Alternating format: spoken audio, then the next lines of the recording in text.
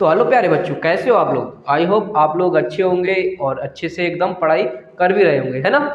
बेटा जैसे आप जानते हैं कि हमारा चैप्टर नंबर 1 कंप्लीट हो चुका है। आज हम पढ़ेंगे चैप्टर नंबर 2। और चैप्टर नंबर 2 का जो नाम है बेटा अम्ल क्षार एवं लवण है से। तो इस चैप्टर में पहले हम सबसे पहले पढ़ेंगे, इस अध्याय में हम कौन कौन से टॉपिक्स के बारे में डिस्कशन करने वाले, उस टॉपिक के बारे में हम सभी टॉपिक को एकदम पढ़ेंगे अच्छे से। उसके बाद बेटा हम उसके बारे में पढ़ेंगे डिटेल से, ठीक है। एक एक टॉपिक को सोल्यूशन कर रहे होंगे और डिटेल से एकदम जानकारी ले रहे होंगे, ठीक है। तो चलते बेटा सबसे पहले हम इस अध्याय में पढ़ने वाले क्या क्या है उनके बारे में डिस्कशन कर लेते हैं। इस अध्याय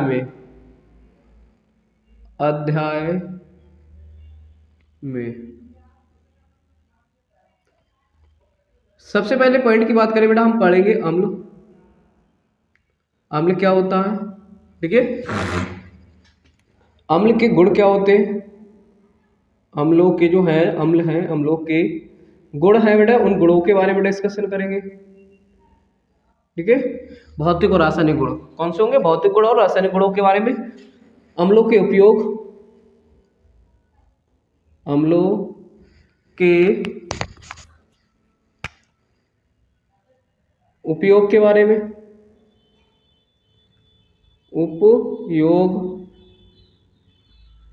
ठीक है, ये टॉपिक होगा। उसके बाद बेटा अम्लों के प्रकार भी पढ़ लेते हैं। अम्लों के प्रकार, ठीक है, इन टॉपिक के बारे में डिस्कशन करेंगे। फिर क्षार क्या होते हैं, क्षारकों के गुण, क्षारों के गुण। उसके बाद क्षारों के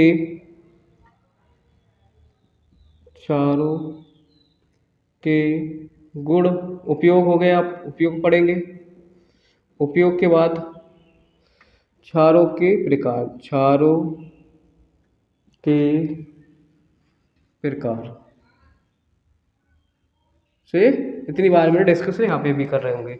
उसके बाद पढ़ेंगे बेटा पीएच मान के बारे में। पीएच मान, ठीक है, पीएच मान क्या होता है इसके बारे में डिस्कशन करेंगे। देखिए पीएच मान के प्रकार, मतलब पीएच पदार्थों के पीएच मान, यहाँ पे लिख लो, पदार्थों के पीएच मान, इसके बारे में डिस्कशन करेंगे। पीएच मान क्या होता है उसके बारे में पहले, फिर पीएच पदार्थों के पीएच मान जो है इंपॉर्टेंट होते हैं, उनके बारे में डिस्कशन करेंगे। और इसके बाद पढ़ेंगे बेटा हम लवण, ठीक है। लवण के बाद हम पढ़ेंगे लवणों के कुछ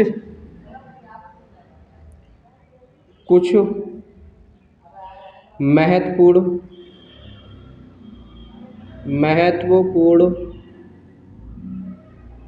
लवणों के बारे में पढ़ेंगे, लवणों के बारे में, ठीक है। जैसे कौन कौन से होंगे बेटे इसमें बात करें तो हम पढ़ेंगे, पहले हम किसके बारे में पढ़ेंगे, बात करें व्यंजक चूड़ क्या होता है। उसके बाद व्यंजक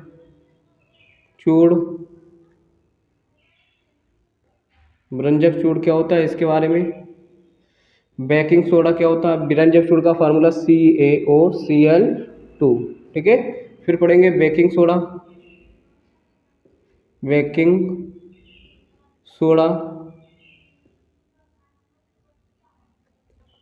खाने वाला पाउडर, ठीक है। इसका फार्मूला होता है बेटे NaHCO3, ठीक है। इसके बारे में डिस्कशन होगा। उसके बाद बेटा किसके बारे में करेंगे, उसके बाद पढ़ेंगे धावन सोडा के बारे में।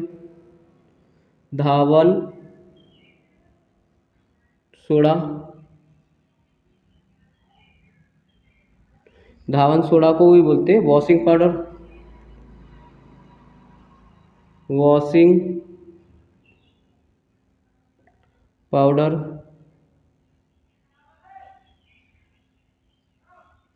और बहुत सी Na2CO3 10H2O, इसके बारे में डिस्कशन करेंगे। ठीक है, उसके बाद में बात करें बेटे, एक लास्ट और टॉपिक है plastic of Paris, plaster of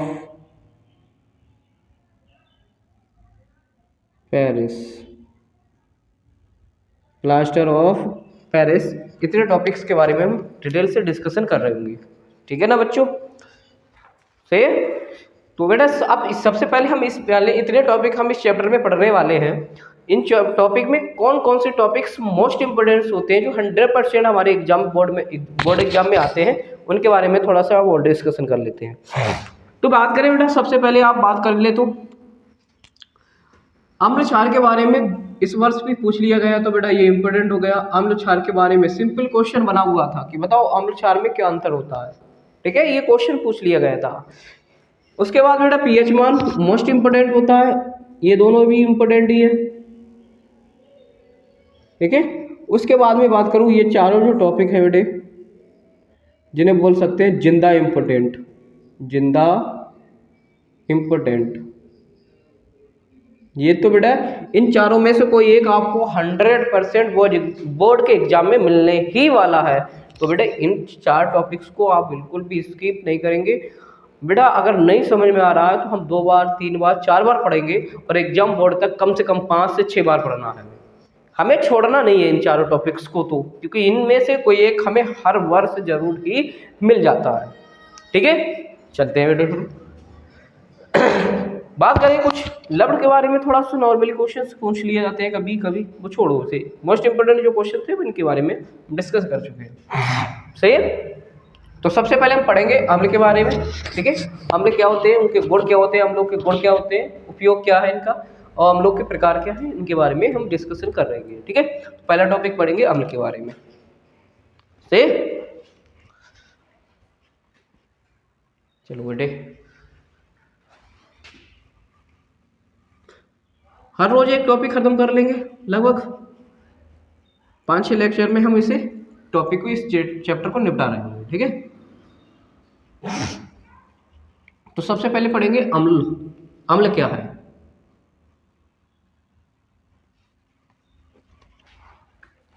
अम्ल बोल तो एसिड।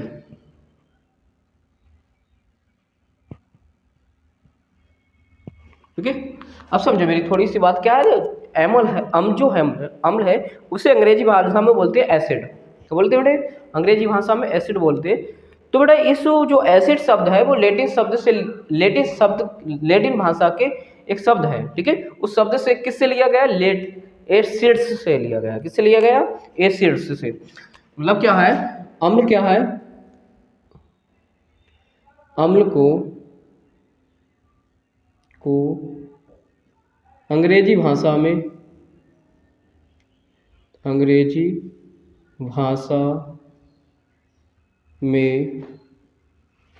अम्ल को अंग्रेजी भाषा में एसिड कहते हैं। क्या बोलते हैं बेटे, एसिड। समझे मेरी बात को, एसिड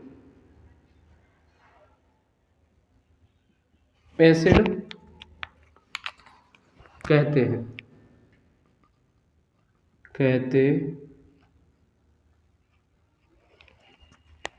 जो है एसिड, ये शब्द है, ये एसिड शब्द लैटिन भाषा से के शब्द है एसिड्स, उस एसिड शब्द से लिया गया है। दूसरा है ये जो है, अरे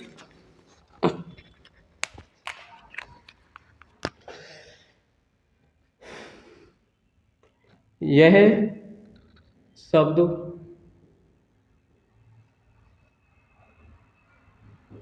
लैटिन भाषा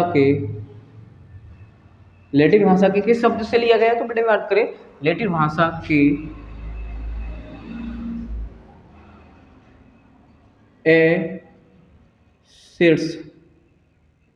एसिड्स से लिया गया है।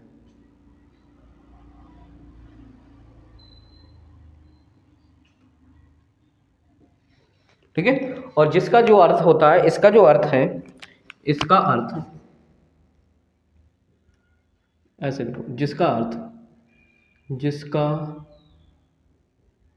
अर्थ जो होता है बेटा, किसका, एसिड्स का जो अर्थ है, जिसका अर्थ होता है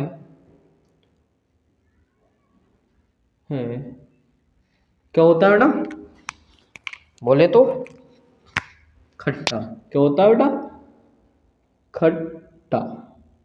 ओके, किससे होता है, खट्टा। ये शब्द को मतलब होता है। अर्थात क्या हुआ कि बे पदार्थ, अब अर्थात क्या मतलब निकलेगा कि अम्ल क्या होते हैं, अर्थात बे पदार्थ जो स्वाद में खट्टे होते हैं, समझे, अम्ल कहलाते हैं। ठीक है, फिर डेफिनेशन लिखेंगे, अर्थात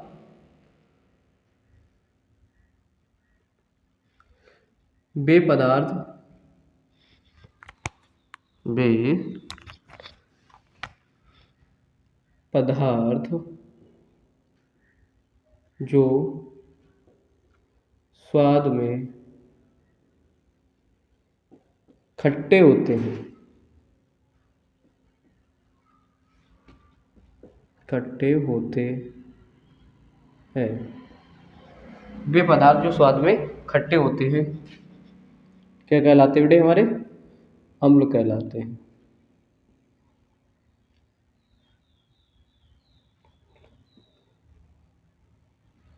अम्ल कहलाते,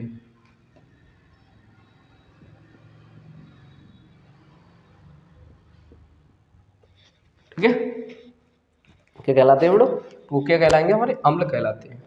ठीक है, एग्जाम्पल्स की बात करें बेटा, जैसे जैसे HCl, H2SO4 के,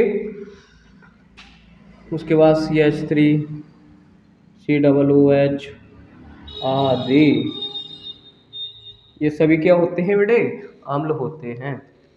ठीक है, एक बार फिर से मैं रिपीट कर देता हूँ, क्या था, अम्ल क्या, अम्ल को अंग्रेजी भाषा में बोलते हैं बेटा एसिड, और ये जो एसिड शब्द लिया गया वो लैटिन भाषा के एक शब्द एसिड्स से लिया गया, जिसका अर्थ होता है खट्टा। इससे डेफिनेशन बनी बेटा, इससे डेफिनेशन बनी कि वे पदार्थ जो स्वाद में खट्टे होते हैं क्या कहलाते हैं, अम्ल कहलाते हैं। एग्जाम्पल्स की बात करें, HCl, H2SO4, CH3, COOH आदि युक्त। ठीक है, आगे बात करें, फिर उसके बाद डिस्कशन अगर मैं करूँ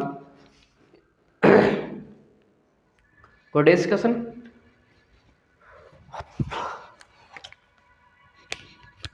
आर्यनियस आए, फिर एक वैज्ञानिक और हुए बेटा, ये तो दूसरे विज्ञान की डेफिनेशन थी, एक और वैज्ञानिक हुए आर्यनियस, आर्यनियस, आर्यनियस के सिद्धांत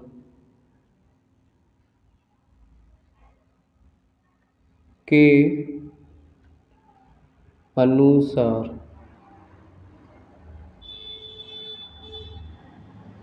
आर्यनियस के सिद्धांत के अनुसार, आर्यनियस के आए। अब आर्यनियस ने क्या कहा कि उन्होंने कहा कि यदि मैं किसी अम्ल को क्या करूं, जल में डुबा दूं, मतलब कोई भी पदार्थ है और यदि मैंने उसे जल में डुबाया, और जल में डुबाने पर बेटा उसे घोलने पर मतलब अगर हाइड्रोजन आयन देता है तो वो पदार्थ क्या होने वाला है, अम्ल होने वाला है।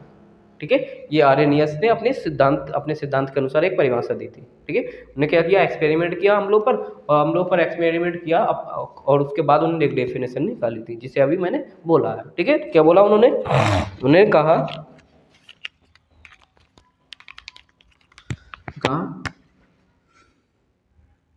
वे पदार्थ जिन्हें जल में घोलने पर, जिन्हें जल में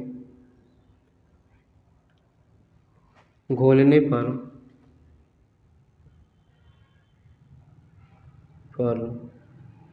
जिन्हें जल में घोलने पर हाइड्रोजन आयन, हाइड्रोजन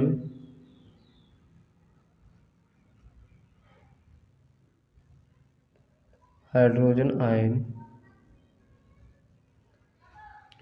देते हैं, देते हैं, वे पदार्थ जिन्हें जल में घोलने पर हाइड्रोजन आयन देते हैं क्या कहलाया उन्हें? अम्ल कहलाते हैं। अम्ल, एसिड कहलाते हैं।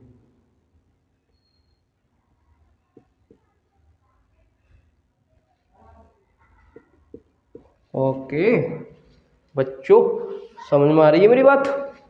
ठीक है, एग्जाम्पल्स की बात करें तो ये एग्जाम्पल्स मेरे हो गए।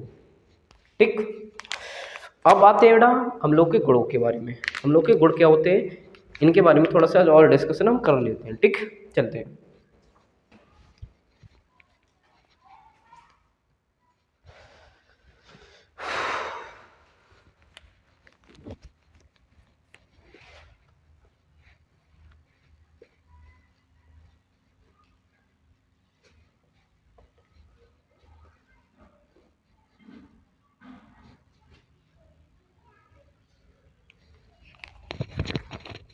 क्या बोले तो बेटा, अम्लों के गुण, अम्लों के गुण। ठीक है ना भाइयों? Properties, properties of acids.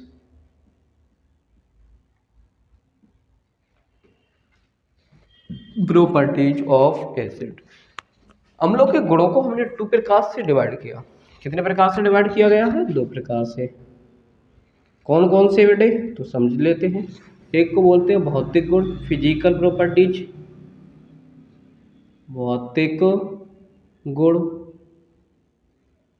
English में बोलें तो physical properties.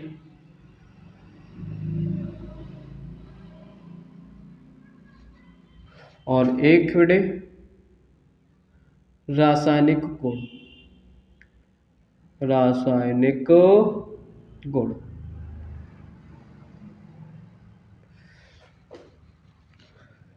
Chemical, chemical properties.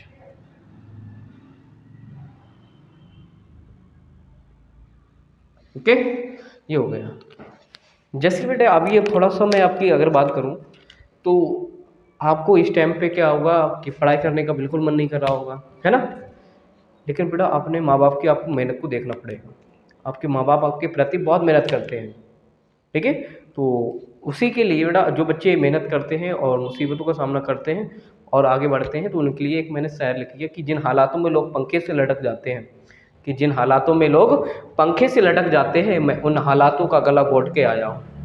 लोग जिन हालातों में पंखे से लटक जाते हैं, मैं उन हालातों का गला घोट के आया हूँ। मैं किसान का बेटा हूँ, गिरा हूँ उठा हूँ, खेत खलिहानों से गुजरा हूँ। कि मैं किसान का बेटा हूँ, गिरा हूँ उठा हूँ, खेत खलिहानों से गुजरा हूँ, तब जाकर जिंदगी की इस दौड़ में एक नया इतिहास रचने आया हूँ। सही है बच्चों? तो फिर अपने टॉपिक्स पे आते हैं और बात करते हैं बेटा।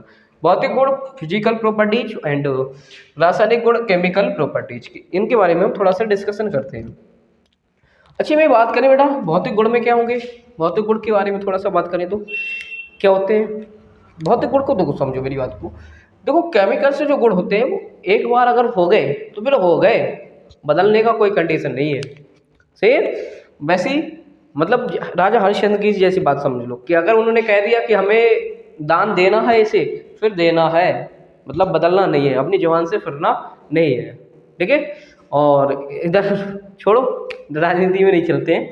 भौतिक गुण में क्या होगा, ये बदल जाते हैं। जैसे मैं नेताओं की बात करूँ तो कहते कुछ और है और करते कुछ और है, मतलब अपनी बात को कह के तो जाएंगे कि हम आपके लिए ये कर देंगे ये कर देंगे, लेकिन फिर भी अपनी बात से मुकर जाते हैं। ठीक है? बदल जाते हैं।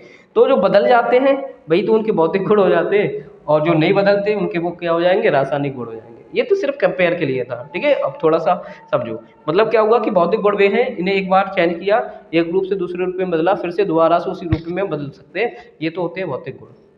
ठीक है? तो बोलेंगे भौतिक गुण में बोले तो पदार्थों के वे गुण, पदार्थों वे गुण, वे के वे गुण बेगुण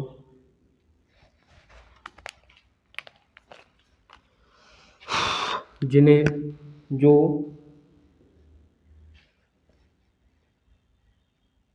एक रूप अरे यार क्या कर रहा हूँ जो एक रूप से दूसरे रूप में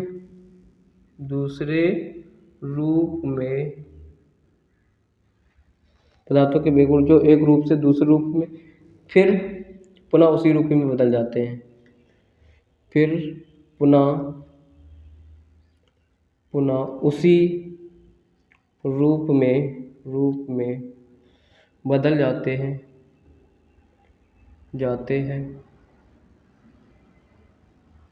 वे उस पदार्थ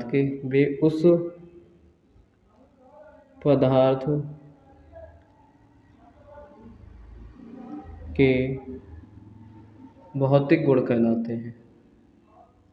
भौतिक गुण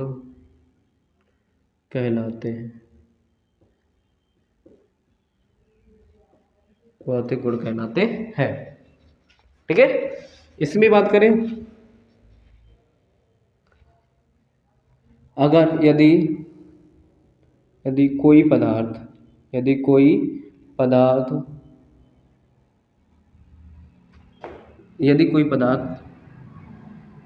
अपना रूप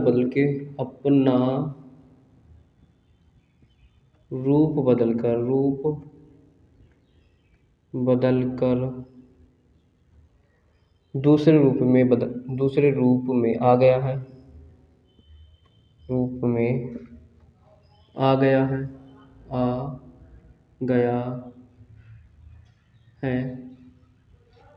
और पुनः उसी रूप में नहीं जा सकता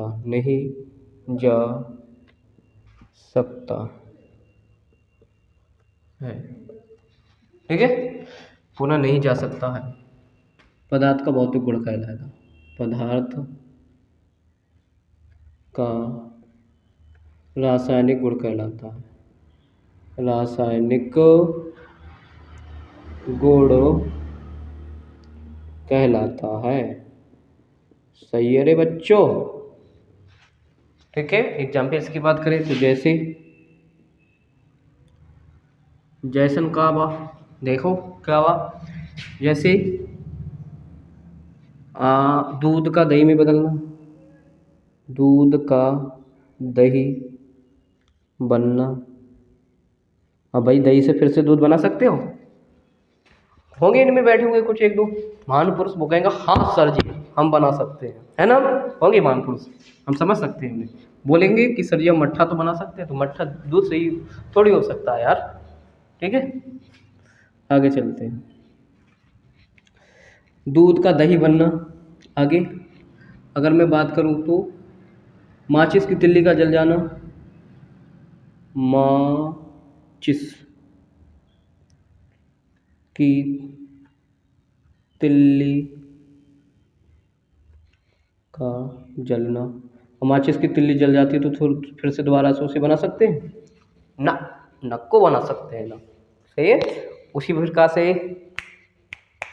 बॉडी को अगर जला दें, शरीर को अगर मृत शरीर को जला दें और फिर से अगर हम उसे बना सकते हैं, अपने उसी रूप में ला सकते हैं, नक्को ला सकते हैं, तो वहाँ पे भी क्या सी अपक्रिया? रासायनिक अपक्रिया।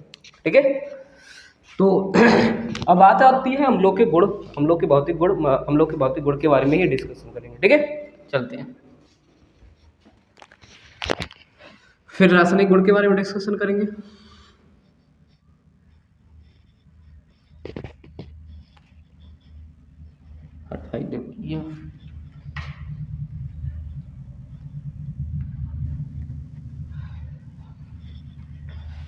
आ जाओ करा भैया। तो पहला कैसे होते हैं? स्वाद में खट्टे होते हैं। पहला गुण क्या हो जाएगा इनका? स्वाद में कैसे होता है? स्वाद में खट्टा होता है। पहला गुण हो गया ना इनका। दूसर गुण का हुआ, दूसरा गुण समझिए। दूसरा गुण ये है, ये नीले लिटमस पेपर को, नीले लिटमस पेपर को लाल कर देते हैं, लाल कर देते हैं। ओके, चलते हैं फिर अगला। अगला गुण के हो सके इनका। पहला स्वाद में खट्टा होता है, ले लिटमस पेपर को लाल कर देता है। और कौन सा गुण समझो भैया, और कौन सा गुण हो सकता है इनका? हाँ ठीक, जल में घोलने पर हाइड्रोजन आयन देते हैं। जल में घोलने पर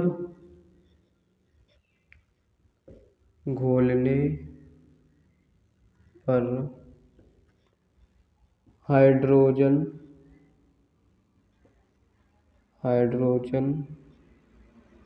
आयन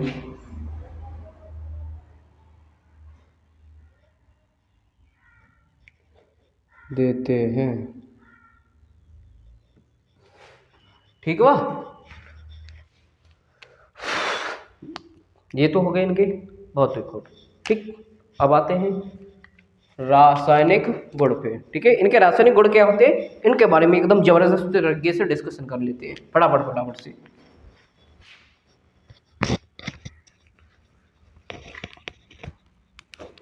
रासायनिक गुण, रासायनिक गुणवा गुणो। ठीक, पहला गुणवा की गुणवा, धातु से क्रिया करा दो। पहला धातु के साथ क्रिया, धातु के साथ क्रिया, फटाफट से करा दो। के बनेगा फटाफट से, के बनेगा फटाफट से, बताओ जल्दी से। अरे ले लो यार ना, एन ले लो, HCl ले लो। ठीक है, NaCl से कराओ फटाफट से। NaCl प्लस H2O, के बनेगा, मतलब के हुआ। समझो, अगर हम क्या करें, अम्लों की क्रिया अगर हम धातु के साथ कराते हैं, तो धातु के साथ जब कराते हैं तो एक तो लवण बनता है, दूसरा हाइड्रोजन गैस मुक्त होती है। ठीक है, तो ये तो बना हमार लवण, और दिस है हमार हाइड्रोजन गैस। ठीक है, ये हमारी हाइड्रोजन गैस। ठीक हुआ, तो क्या लिखे हुए भैया, लिखे हम कि क्या लिखे, लिख लो थोड़ा सा। जब अम्ल धातु के साथ क्रिया करते हैं, धातु के साथ क्रिया करते हैं,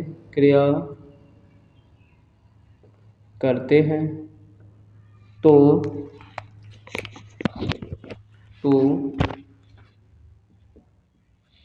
जब अम्ल धातु के साथ क्रिया करते हैं तो लवण बनाते हैं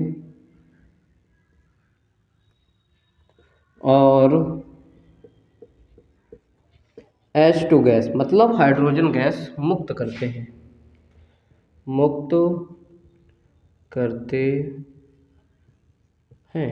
ठीक हुआ, चलते एक और एग्जाम्पल्स ले ली, अच्छा रही के ले ले हैं भैया, ले लो भैया।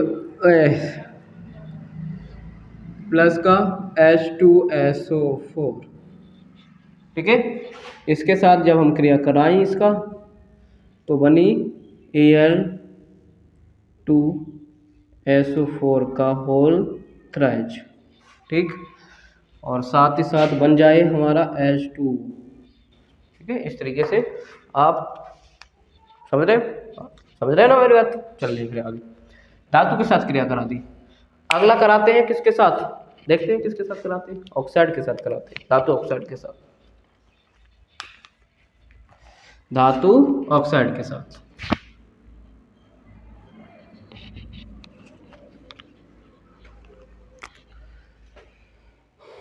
धातु ऑक्साइड के साथ क्रिया के साथ क्रिया, ठीक है।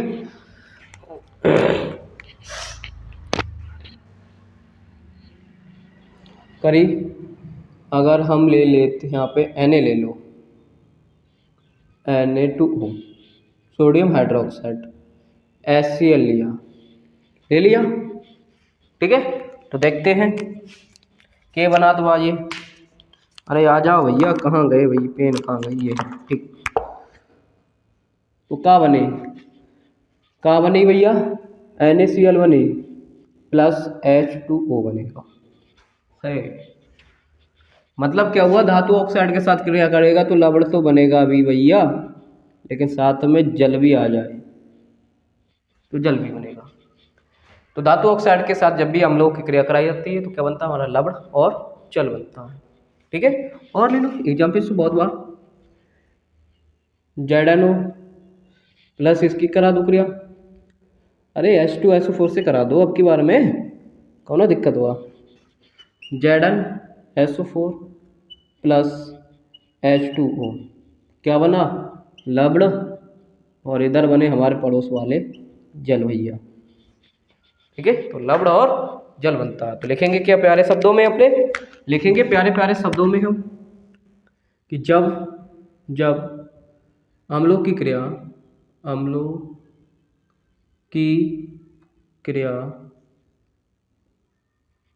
धातु ऑक्साइडों के साथ कराते हैं, धातु ऑक्साइडों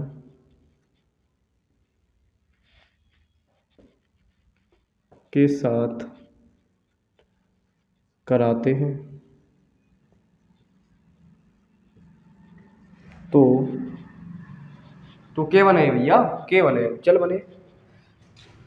तो लवणों एवं जल बनता है, जल बनता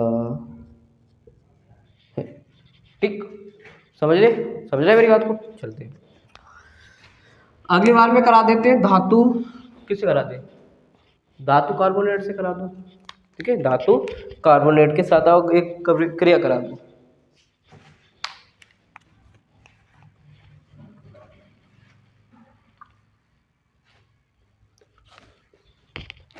करा दो भैया। धातु कार्बोनेट के साथ, ठीक है। धातु कार्बोनेट के साथ कराते तो देखते का बने भैया। हम ले लेते एक, क्या ले लेते, सी ले लो, CO3, ठीक है। और इसकी हम क्रिया करा देते हैं, ठीक है। फिर देखें कि बने, सबसे पहले बनी, और ध्यान से समझिए, पहले बने CCl3 CCl2, ठीक है। CaCl2 बने, उसके बाद CO2 बने, उसके बाद H2O बने, क्या क्या बनता है, जल, ठीक है। जल बनता है, बनी, उसके बाद हमारा बनता है लवण, और लवण के बाद बनता है कार्बन डाइऑक्साइड, ठीक है। तो क्या बना, लवण बनता है, कार्बन डाइऑक्साइड बनता है, कार्बन डाइऑक्साइड,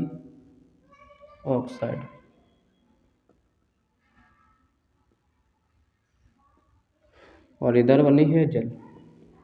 तो लिखो अपने प्यारे प्यारे शब्दों से, अपने अपने प्यारे शब्दों में, प्यारे प्यारे हाथों से, जब धातु ऑक्साइड की अपक्रिया, धातु कार्बोनेट की, ऑक्साइड तो छोड़ो यार, हो गई, धातु कार्बोनेट की क्रिया अम्लों के साथ कराते हैं, अम्लों के साथ, हट यार परेशान बहुत हुआ, के साथ कराते हैं तो लवण, लवण बनेगा, कार्बन डाइऑक्साइड, कार्बन डाइऑक्साइड, समझ रहे हो, जल बनता है, जल बनता है। ठीक हुआ, समझ रही मेरी बात को? लिखो भैया तुम भी।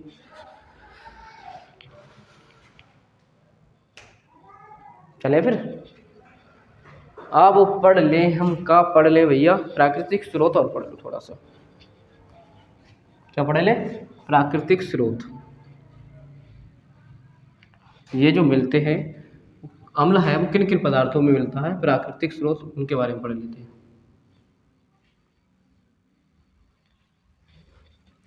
गुड, कंप्लीट हो गए। थोड़ा सा एक हेडिंग और डाल लो प्यारे शब्दों से, प्यारे प्यारे शब्दों में लिखेंगे अम्लों के प्राकृतिक स्रोत, अम्लों के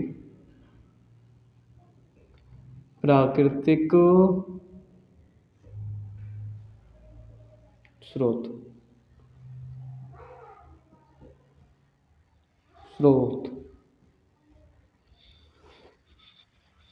ठीक है, तो कुछ पदार्थ हैं उनमें कौन कौन से अम्ल पाए जाते हैं, और ये जो टॉपिक हो जाता है वो जिंदा है भैया, जिंदा इम्पोर्टेंट, ये हो जाता है। ठीक है, जिंदा इम्पोर्टेंट बोल सकते हैं। तो बेटा किन किन में पाए जाते हैं, सबसे पहले बात करें नींबू। नींबू, नींबू में कौन सा पाया जाता है, सिरका में कौन सा पाया जाता है, उसके बाद सिरका की नींबू है, सिरका है, उसके बाद अंगूर, अंगूर के बाद बात करें तो अंगूर के बाद इमली, इमली के बारे में डिस्कशन कर लेते हैं, और इमली के बाद नींबू, सिरका, अंगूर, इमली, और कौन हो रही होगा, हाँ टमाटर तो रही गया, टमाटर छोड़ो, सेब और लिख लो, जो 5 के बारे में पढ़ लो। देखो भैया एक चीज़ और क्लियर कर दे रहा हूँ, एसएससी जीडी में 2022 में पूछा गया था सेब के बारे में। एसएससी जीडी में सेब में बताओ कौन सा अम्ल होता है, या ये पूछ लिया गया था। उसके बाद पूछ लिया गया था सिरके में, बताओ भैया सिरके में, ये तो बात अग्निवीर की है, इसमें पूछ लिया गया इमली वाले में, बताओ इमली में कौन सा अम्ल होता है, समझ रहे, इसलिए इंपॉर्टेंट हो जाते हैं, अपने बोर्ड एग्जाम के लिए भी इंपॉर्टेंट है। तो बेटा इसमें जो होता है होता है साइट्रिक अम्ल, साइट्रिक अम्ल। सिरके में एसिटिक अम्ल, एसिटिक अम्ल। ठीक है, अंगूर में टार्टरिक अम्ल, अम्ल। इमली में टार्टरिक अम्ल, सेब में मैलिक अम्ल, अम्ल।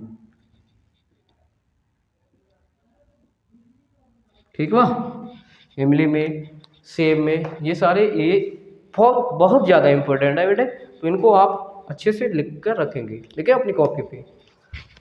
आगे अब उसके बाद हम पढ़ेंगे थोड़ा सा अम्लों के उपयोग। ठीक है, अम्लों के उपयोग, अम्लों के उपयोग।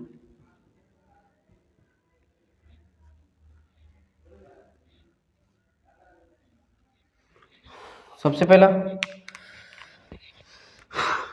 पहला ले लो नाइट्रिक अम्ल, नाइट्रिक अम्ल। नाइट्रिक अम्ल का उपयोग कहाँ करते हैं, तो नाइट्रिक अम्ल की अगर मैं बात करूं तो नाइट्रिक अम्ल कहाँ का मिलता है, सबसे पहले उद्योग में, कपड़े के, समझो, औषधि में इसका प्रयोग करते हैं, कपड़ों में भी इसका प्रयोग करते हैं। ठीक है, तो लिखेंगे किसमें, कपड़े में, कपड़ों की रंगाई वगैरह में, कपड़ों आदि में। छोड़ो, चलो फिर इतना ही रखते हैं, कल आगे छोड़ो इस टॉपिक के लिए, कल ही रखते हैं बेटा, कल पढ़ाते हैं इस टॉपिक के लिए, माइंड सही से काम नहीं कर रहा। ठीक है, तो आज के लिए बस इतना ही रखते हैं। जय हिंद, जय भारत।